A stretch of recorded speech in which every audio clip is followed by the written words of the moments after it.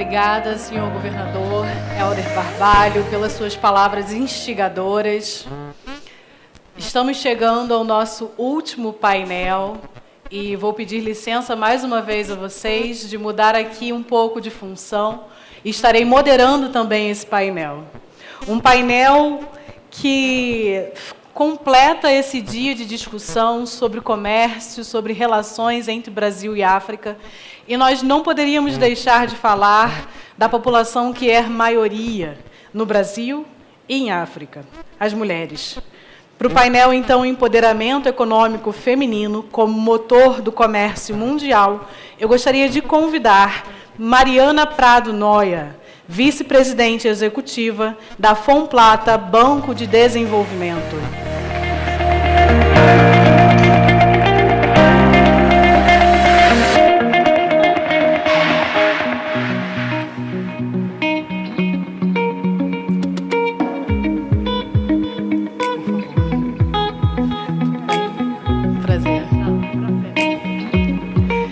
Gostaria de chamar também ao palco Ana Lúcia Bastos Mota, presidente da Cerbras.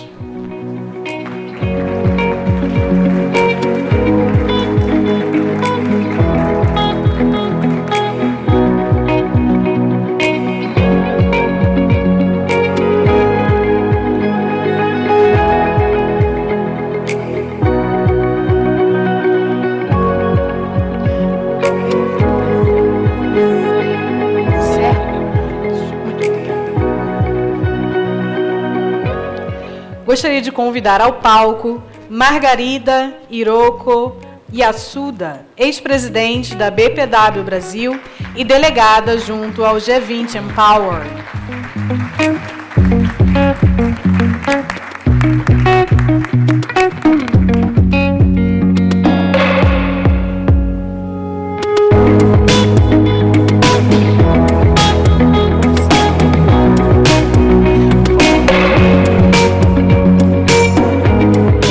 Gostaria de fazer o convite para Neima Ferreira, coordenadora-chefe do Compacto Lusófono do Banco Africano de Desenvolvimento, para se juntar a nós no palco.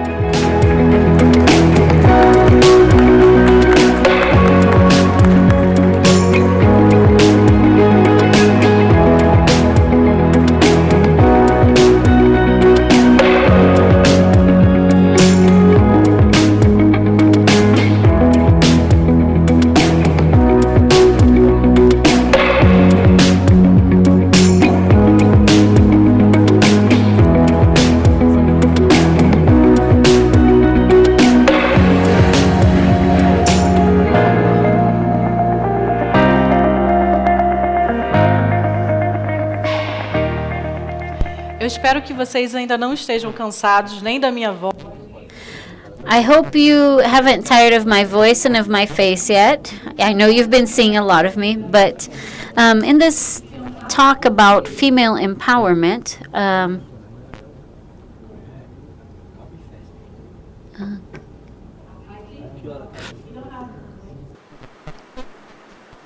well, I can do in English. Okay. Okay. It's working? Okay. Thank you so much, Nana. Obrigada. So I'd like to think about this topic. So I'm going to quickly summarize some thoughts that we have been discussing during the forum. According to the World Bank, the average GDP would be 20% greater if the gaps between genders were eliminated, if they were, because they aren't. This would mean economic gains in the order of 5 to 6 trillion US dollars if women started and scaled new businesses at the same rate that men do.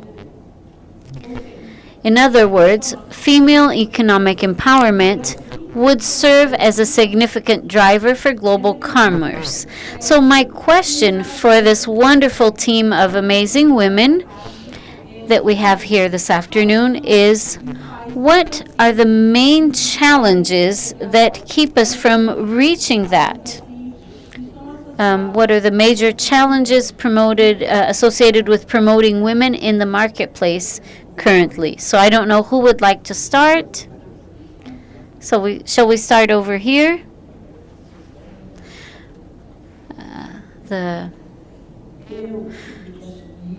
A gestão de uma fábrica com a morte do meu marido. Nós éramos sócios, mas no momento em que eu tive que assumir, eu mesma não acreditava, por ser mulher, que eu fosse capaz.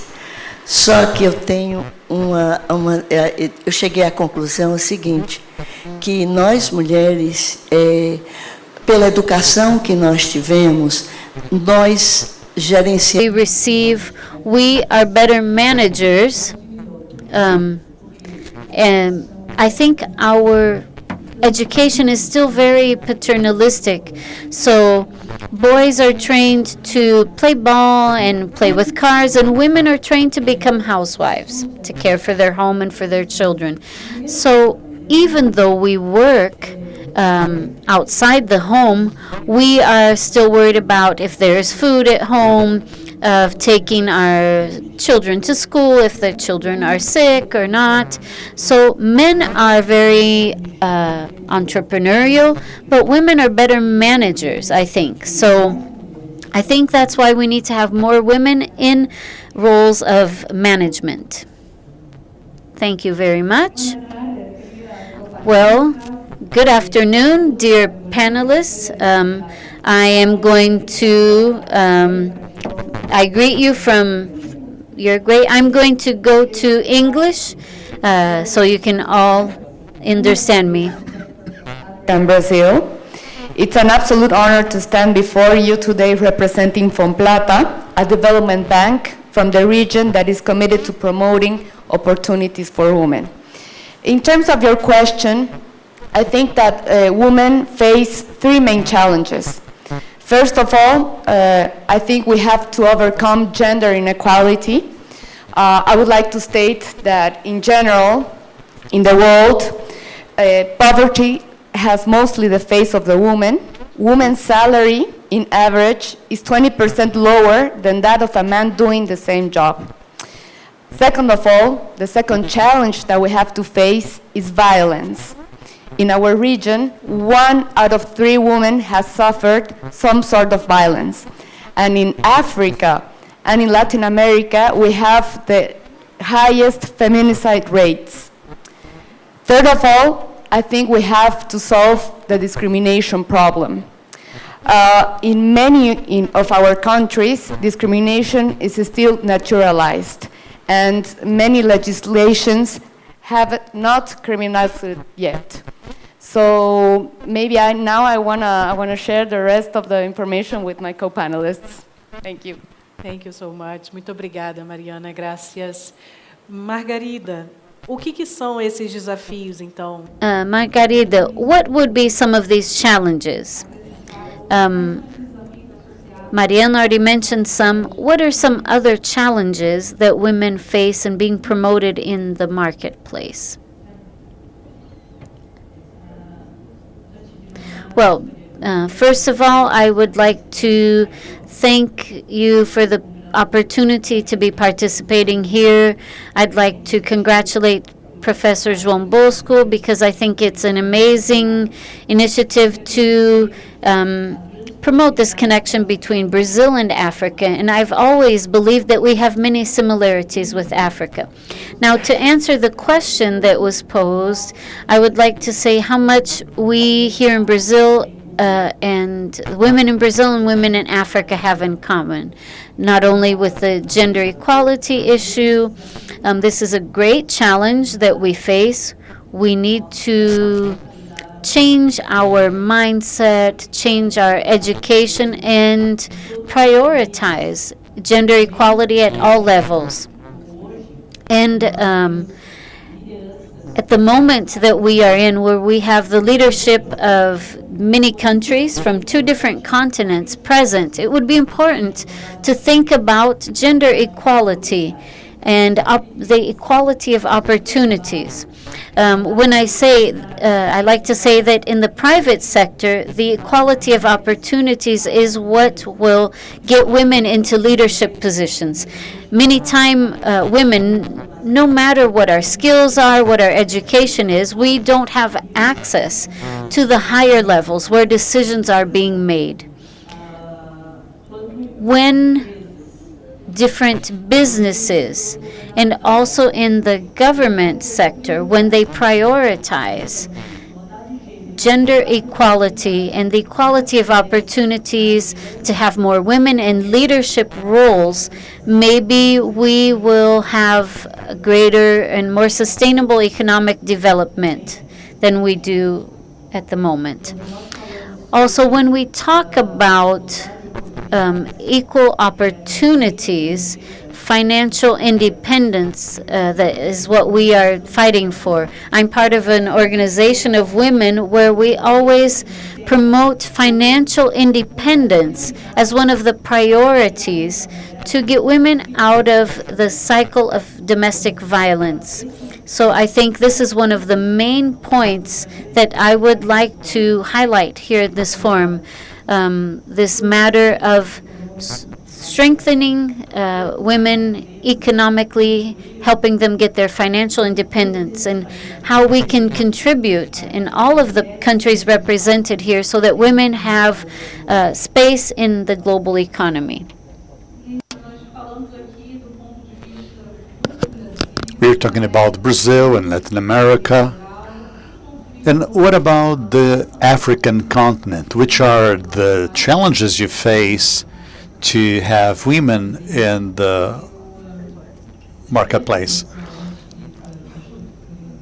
Before I share my opinion about the study that has been done with the Bank of Development, I'd like to point out the education as the answer to all challenges that we have in Africa and in the world. If we consider the countries where education has a better quality, because we have to talk about education considering the quality of this education. We have Norway, Japan in Asia, or even places in Africa where the education is more advanced. These are the countries where we have more empowered women and where there is less inequality. But now, talking about the African Bank of Development, answering the challenges we have in Africa, they have decided to put together a study that showed that 81% of women in the market in Africa work on their own. These women that work on their own, they are 81% versus 40 something in the rest of the world. But these women work in informal sectors in agriculture and services where this entrepreneurship and effort is not considered. And we see that there is a potential that requires support in order to provide results. In some countries in Africa, such as Rwanda or Kenya, they are working towards policies and regulations to support the empowerment of women through capacity building, technical assistance, and financing as well. We cannot finance a company without making them able. So capacity building is the answer to some of the problems we have, so then we can have a economic empowerment. And in those countries we have concrete results where women are more empowered. And I'd like to also say that the bank can support this agenda as an answer to this. They have launched an initiative that is affirmed. We have $42 million financial gap in the market of women's entrepreneurship. And this program has the goal of enabling women not only but institutions that work with women so that we can provide answers that are more effective, like a commercial bank can say, I cannot provide financing to a woman because there is no warranties, there is no projects. No, we have to enable those banks to identify those challenges and transform them into opportunities. And this program identified a gap to release $5 billion to the financing of programs so we can leverage other financial institutions that provide support to women. They can use those instruments through warranty that we are going to provide through this program and through some funds that can enable more attractive fees or rates, aiming at in giving economic empowerment. So education, trainment, that's what we need in Africa to give solutions to the challenges that we face. Education must be given not only to women but also to men. So that's why I'd like to have men here as well, speaking about answers they have to their sisters, mothers, aunts, and wives, so that we can advance this common development agenda. Okay, thank you very much. I am pretty sure that the moment of Q&A, men will participate. Anna, you said how you joined the business world.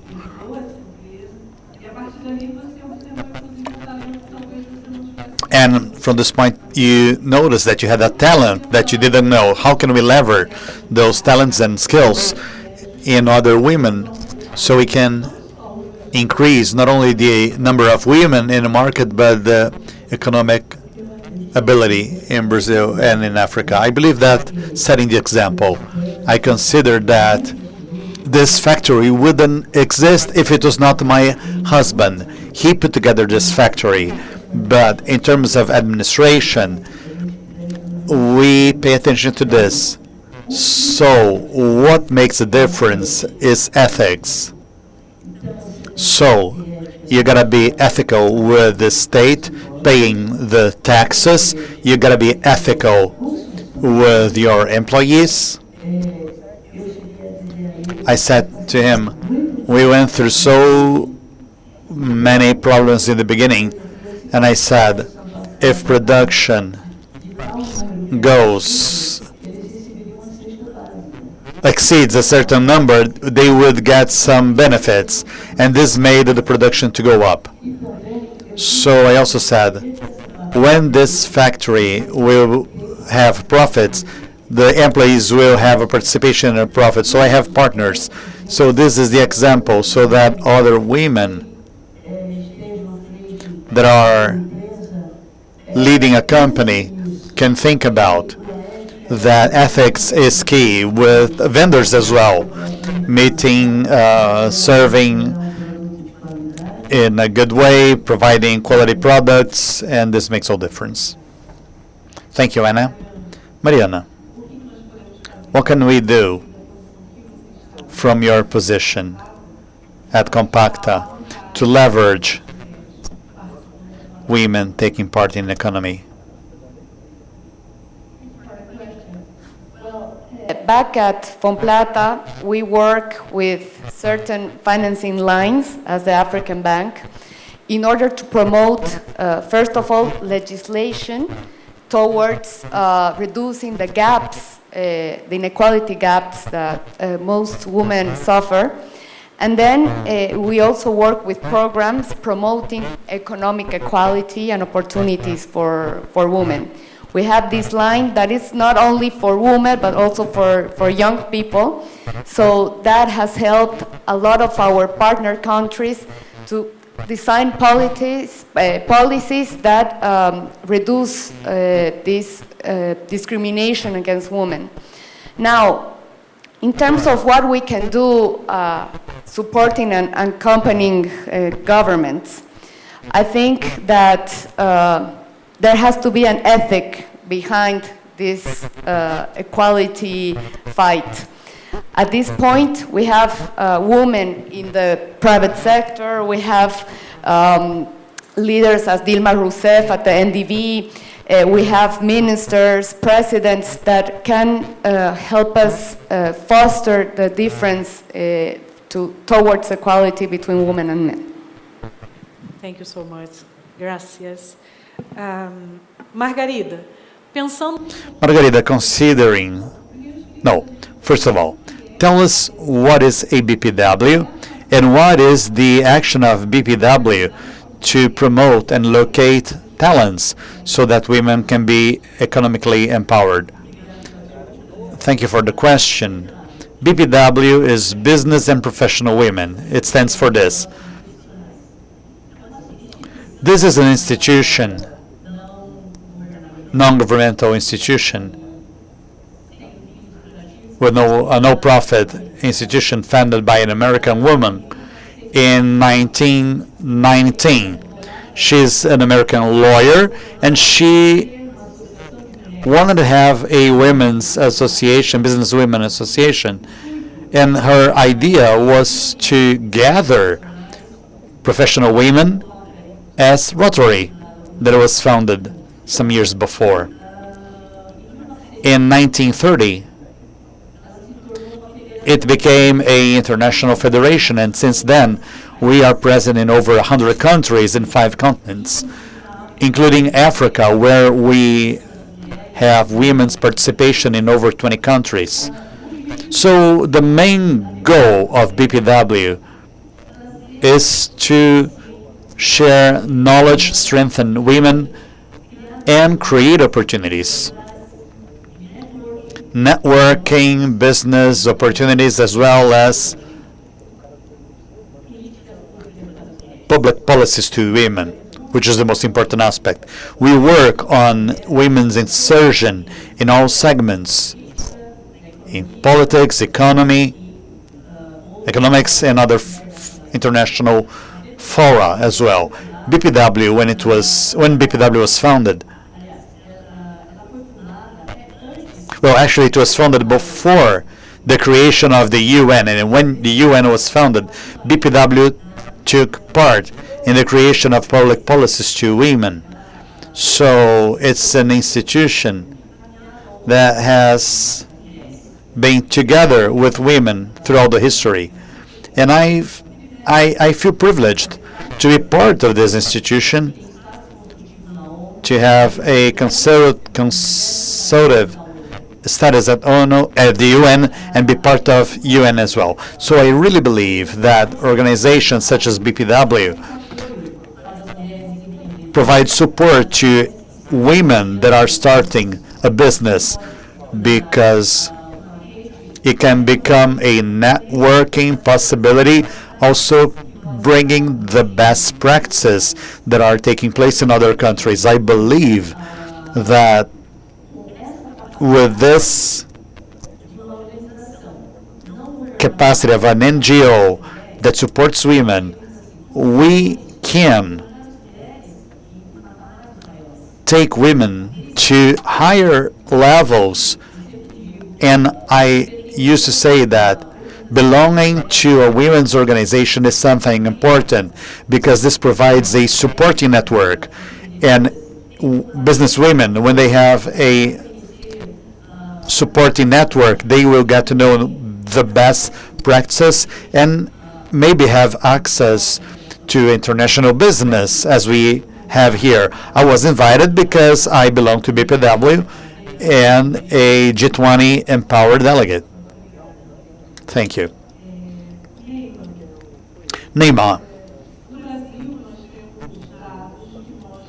We have data in Brazil showing that women at the same position of men receive lower salaries. And we talk about black women, the situation is even worse. They get lower salaries, and they don't have access to something that is so important, that is education. What is the scenario What is a scenario like this in Africa? You mentioned some proposals, but what are other programs, or if you'd like to talk more about the programs that the Bank of Development has been done to change this scenario? Okay, thank you. I can say what we have done recently in partnership with the government of Japan. The bank in 2019 created a platform through a financing program that is managed by economic centers that we have: CDAO, SIDAC, and COMESA. They manage this platform that was created to enable 50 million women to have a voice for networking and sharing their problems, creating business opportunities, and exchange business in this digital platform. Recently, we are seeing how can we enhance the use of this platform, and the Japanese government has financed a training that is the capacity building of these women, exchanging experiences. So we have invited African business women from 5 different regions of the continent, east, west, north, south, and center, to share their experiences with Japanese business women. So we can replicate this example with Brazilian women and African women together through a digital platform that allows us to connect ourselves and share business and experiences. The idea was to allow that an African woman can expand their business not only within the continent but with Japan as well. So we can do the same, and at this point I am coordinating a initiative called Compacto Lusófono, Portuguese-speaking contacts or whatever.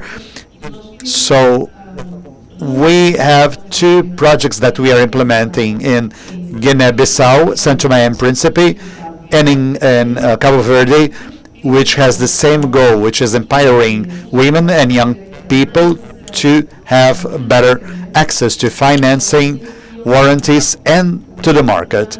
This program goes beyond the capacity building, but it enables or facilitates that micro and small businesses can have access to the market through contracts with big value chains within agriculture, infrastructure, and so forth. And in São Tomé and Príncipe, it's still undergoing, and in Guinea-Bissau, this was approved this year, and in Cabo Verde, it's in progress. And we hope that this can become an example in those Portuguese-speaking countries, and that Brazil can take part on this. But think of a digital platform between where we can connect women through policies, capacity building, exchanging businesses. Imagine if a Brazilian businesswoman wants to go to enter the African market, and this platform can become like a gateway. Anna, thinking about the work that Cerberus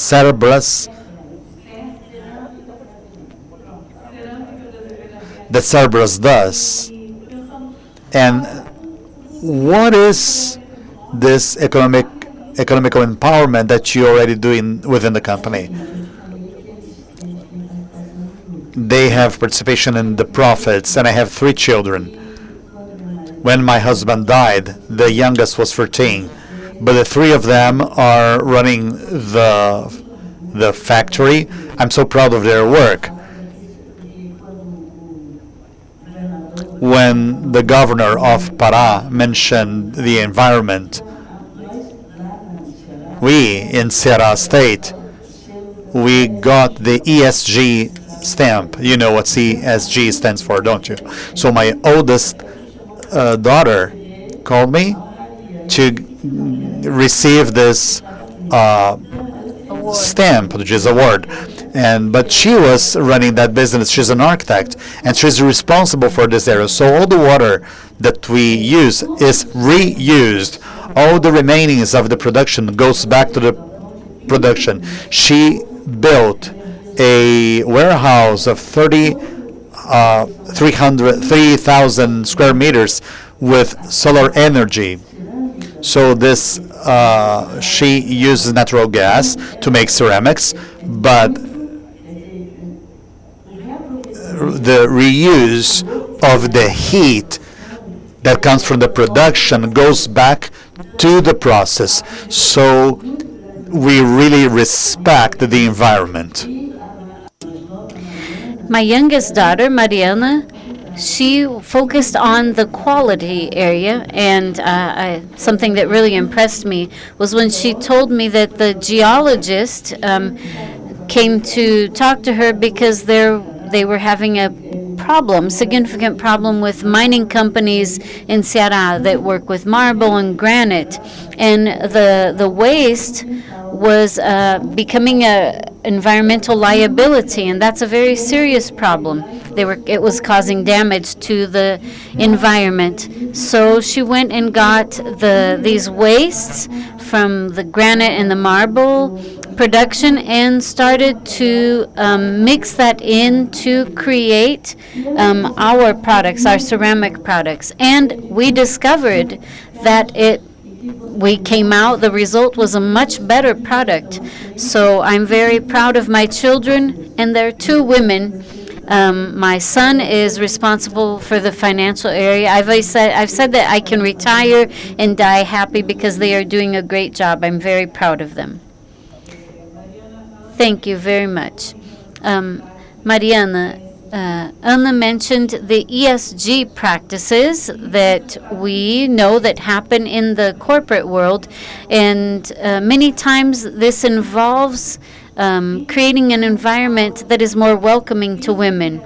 So in terms of your work at Fomplata, is there a specific type of project that is seeking to include women in the workplace?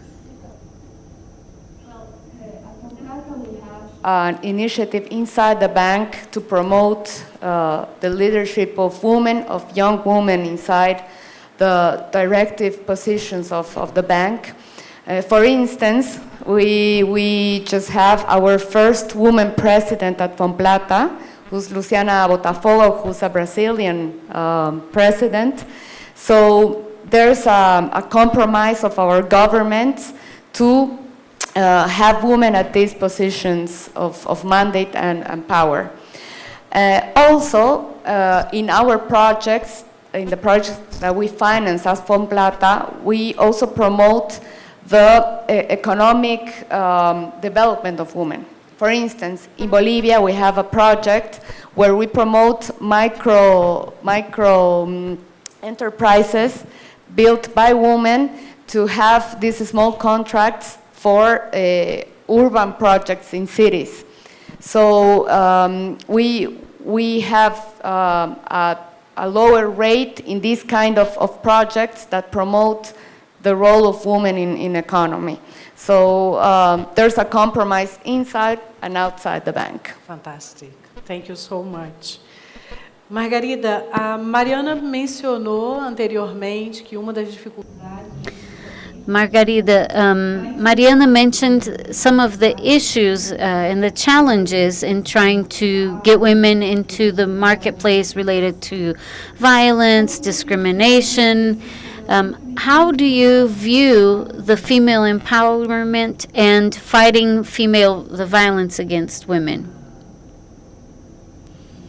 Well, the organizations that I'm a part of, we always prioritize educating women and making her or equipping her to be able to reach financial independence, which will allow her to get out of the cycle of violence. I always say that financial independence is what will give women security, make her, put her at ease. I came from a family of Japanese, from a Japanese family, and women in Japan currently do not have many of these work opportunities.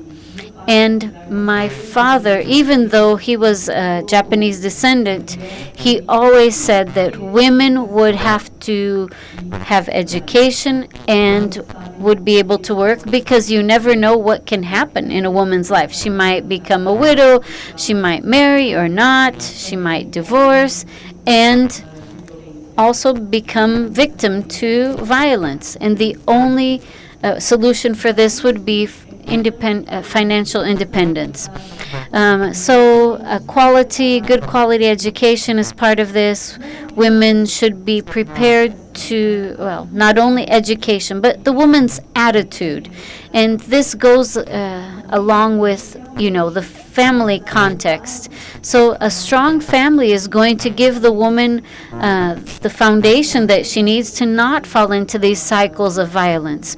Here in Brazil, we have a very high percentage of women who suffer violence, domestic violence, and we have many different laws that are passed, but they really aren't effective in reducing the levels of violence committed against women compared to the percentages that we have, seen these last few years. So education is what really will be able to raise women out of poverty and out of these cycles of violence. So I always like to say that I believe that education and healthcare are the priorities that any government should have in mind. Thank you very much, Margarida. Neima, I like to say that before us, black men and women were bought as commodities, but before that, before we were treated as merchandise, we were traders. Especially in the sub-Saharan African region, we see women very active in this informal market. You gave us the statistic of how many women have their own businesses there. And many times this informal market does not serve women well, because they aren't able to really grow and scale their business, get their goods outside of their country. So especially thinking about rural areas, it could be even worse. So my question is, what are some good tools and practices of empowering these women, thinking specifically of women who are in these rural areas in Africa and then also here in Brazil? Well, thank you very much for the question. Through the FAWA initiative, last year we held a contest for women to give us ideas on how to get women out of this informal market into a more formal situation. So people would submit their ideas from each country or area, ideas about how to get women into the formal marketplace. And so we chose the best projects and then we supported these projects to help women get out of this cycle. But education obviously is very important, and capacity building, and so we have been doing this through the gender department at the bank. We were financially supporting women.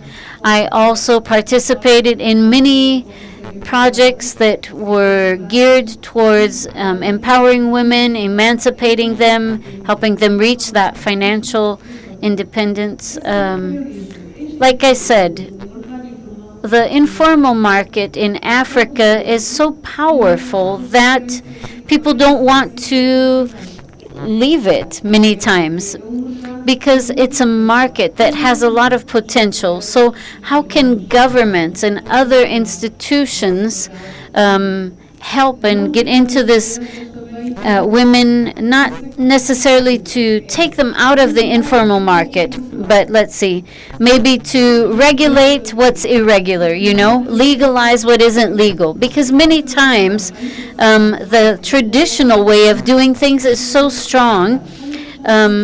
So, many times women don't want to leave that. So how can the governments, support that, but in a way that makes it legal? Like many women said here, many women are naturally good managers. And since they are naturally good managers, and because they think about the well-being of their family before their own well-being, so think of the comfort of their family before their own comfort, they're worried about if their children have food, if they, can go to a good school, things like that, if they are healthy. So I think governments need to look at what is important and how can they help women reach these goals and the objectives that they have.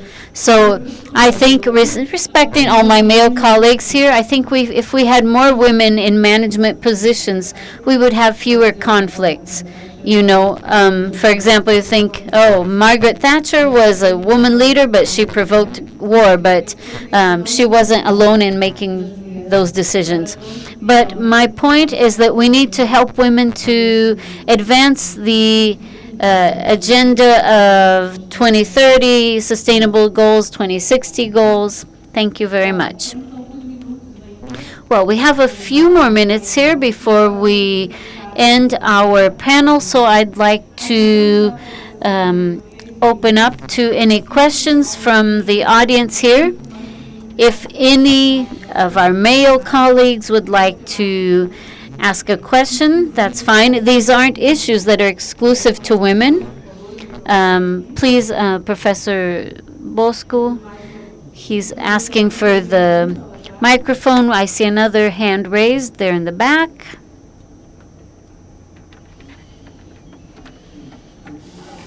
Well, I would almost, maybe a testimonial, Neema.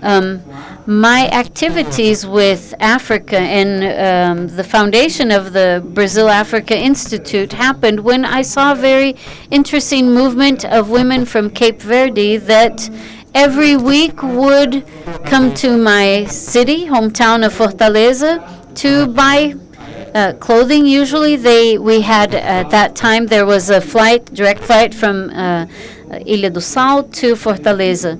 And what I saw, many people also saw that, but never saw the potential for trade in the coming of those women.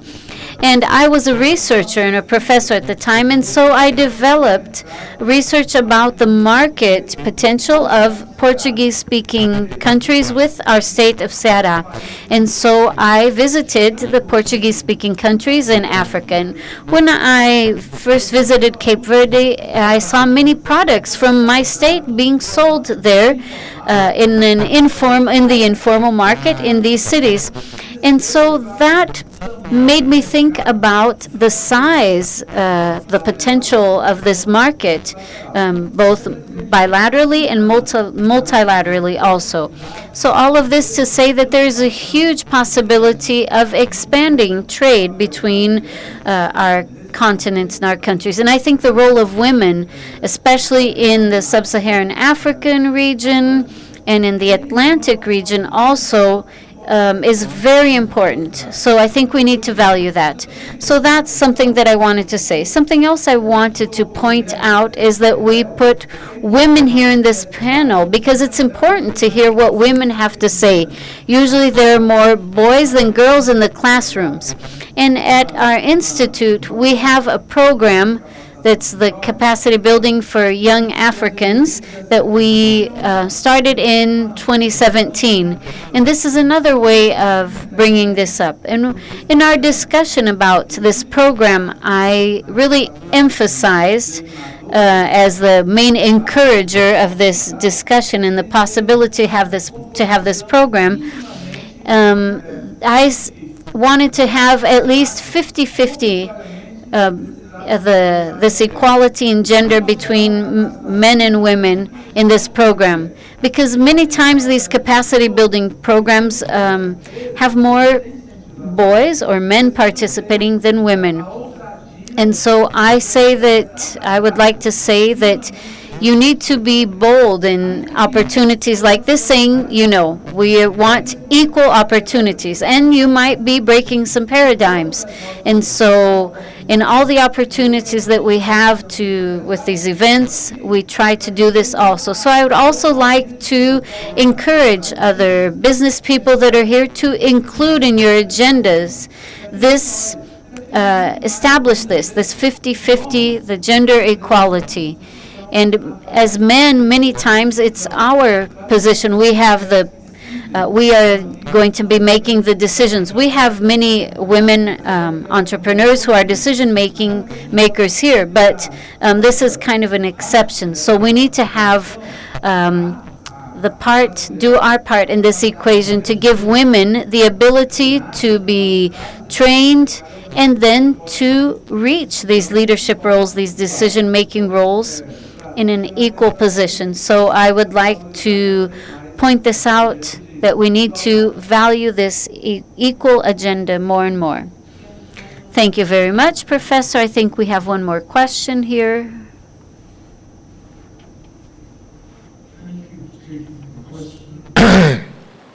Although I'm male and pale, I do understand some of the issues that surround the issue of gender, and my congratulations to Professor Bosco for including this panel. It's very important.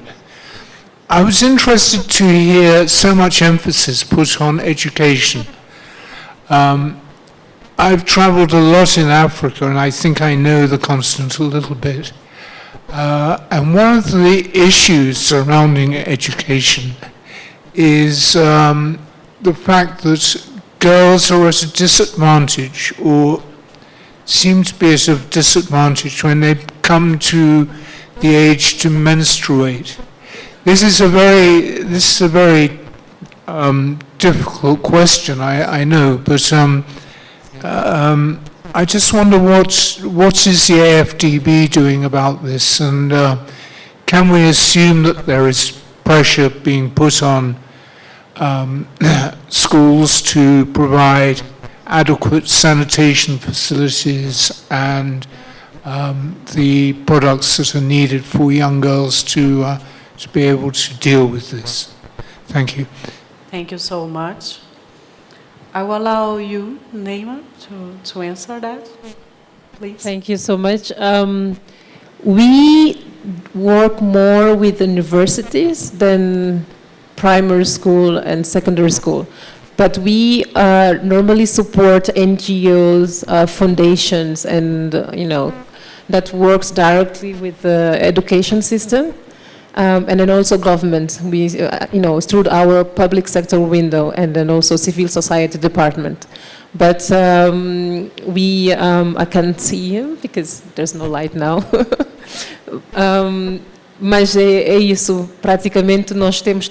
But basically that's it. We've been basically doing work with, we don't work directly with schools or with the education system. We finance projects with universities. Now, in gender equality, for example, when we finance the building of a road or the installation of light posts or electricity, so we do a social study before, social analysis, and we try to make sure that the benefits will be equal for both genders, both girls and boys, women and men, in an equal manner. So indirectly, that's how we measure it, through this social analysis that we do. So the bank, the African Development Bank, we finance large projects, and so we don't really have the capacity to deal with these small projects. That's why we work with intermediary, like organizations, NGOs, I don't know exactly what the social department is doing, so unfortunately I can't answer your question directly. But what I can say is that the gender equality is always considered in all of the projects that we finance, whether it's for infrastructure, agriculture, industrialization. So we always have this quota that we are at least 30% will be women or girls that will be benefited directly with this project. The private sector doesn't like this very much because they say, oh, we only want to have profits from our project. But we are always considering the jobs that will be generated, how this project will benefit the population that will be directly around this project. Any other questions? Two questions here on this table.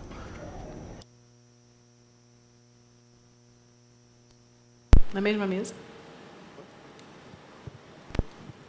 Olá, Hi, my name is Felipe. I'm a student, university student. I'd like to ask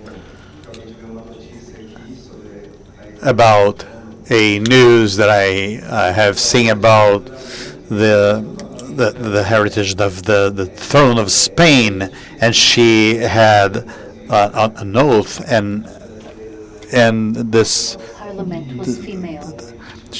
with this impeachment, we saw how sexism in Brazil is exacerbated, and from the side of the civil society and the press. So I'd like to know about this in terms of the politics. Well, this question is mostly for Margarida Neima. In the political sphere, is there an advancement in the leadership of projects? Thinking about the political aspect and how those projects, could you tell me about those projects if possible? At BPW we say that this is a organization with no party, with no political party. When I was president of BPW from 2020 to 2022, I always supported women associated to any leading position. So I consider the importance of women being in several different agencies, bodies, and secretariats of the government. So we have women that are within the Secretariat of Women, and I think in 2020, when we had the elections, we also had many women of our association to be candidates to governmental positions, and I always say that they were really brave to face this unknown area for many of us. Of course, there has been some progress here, and we need to move forward more and more to have more women in the parliament, Brazilian parliament, representing us. But that's a path to go yet. That's why education is key. It's not only because of the position, but really have awareness and knowledge to be at the same level, treating others likewise. So we have, currently we have female ministers, and there's a long way to go yet, but it also depends on us, women. We women, we have to be brave enough to require, to demand our voice in the decision-making process and in the creation of laws and stand for our rights. I see that what happens, not only in Brazil, but in many other countries, is lack of information. Lack of information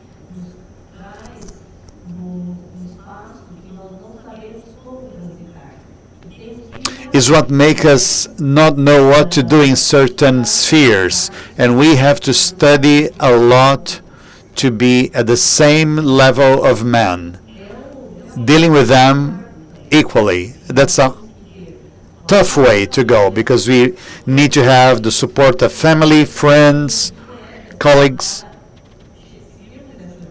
to go on this journey facing elections. Elections is not for anyone. I know that because we have supported some of our members. We have educated them to be in a debate or something, which were the election laws to allow them to be running for that position. So there's an effort for us to have a greater representativeness, and education is really key.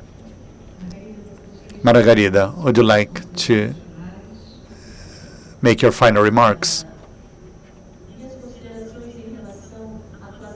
My final remarks with regards to the action of women during the global market. During COVID, I could educate women in the digital sphere. And in this area, I could see how much internet opens up business opportunities. We have done some business rounds with members or members from other continents and countries, and this is possible. Business rounds. And I believe, as Neva said, how much we, women, business women, we can expand our businesses, taking our products and services to Africa. And I always found very wonderful, actually, the work of Professor, because he is opening a large, very large market for business women. It's just a matter of being bold, moving forward, and think that distance is not a problem. Everything is near with the internet. We can show the good things we have, we can learn the good practices, and we also need the support in terms of financial resources, easy credit, financing, and a network that show where the opportunities are for women who own businesses, and so that they can go internationally. So being here with so many women and partners, this is not a difficult thing to do. Okay, thank you very much, Margarida. Neima, please answer the question and make your final remarks, please. The question is quite difficult for me because this is not my area and I don't have much knowledge about Brazil, but I can give two examples on the countries, in two countries, Guinea-Bissau and Cape Verde. Cape Verde invests in education a lot, and the illiteracy is almost zero.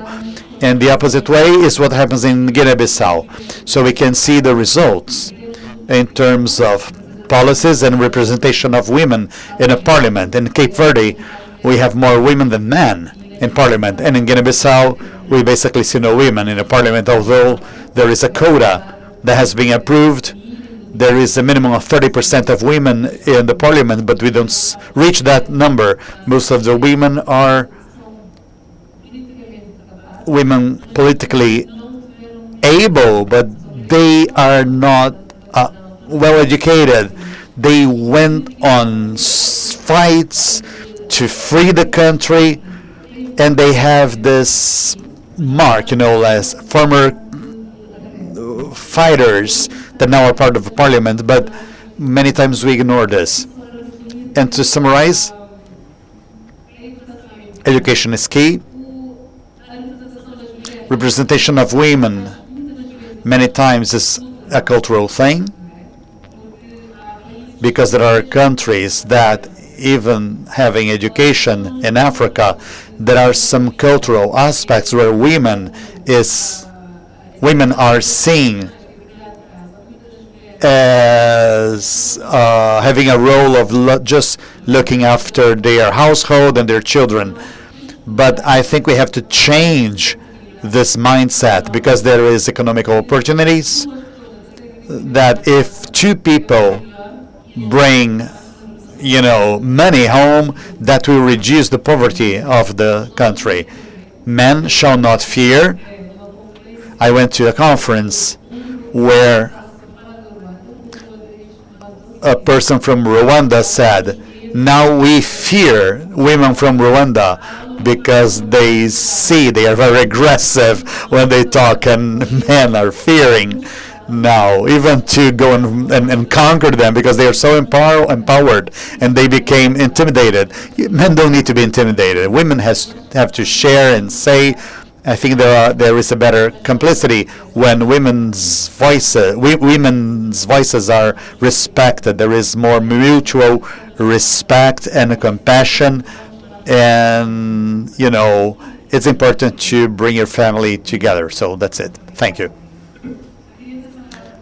I just want to add something to what Neema said. She mentioned an interesting case in Africa, which is Rwanda, where women are most of the parliament. And there is another interesting case, which is the Tanzania. We have the ambassador of Tanzania here, but Tanzania is the only country in Africa where there is a female as the president. She's a Muslim woman. I had the opportunity of being received in the parliament, and the parliament was basically made by women.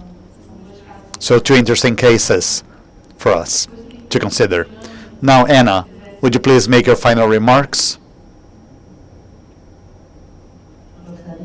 I'd like to thank João Bosco for the invitation and to talk about the empowerment of women, which is something so important. And as we talked about education, in my factory provide opportunities, and we pay the university for those interested in going to the university. So education makes a whole difference.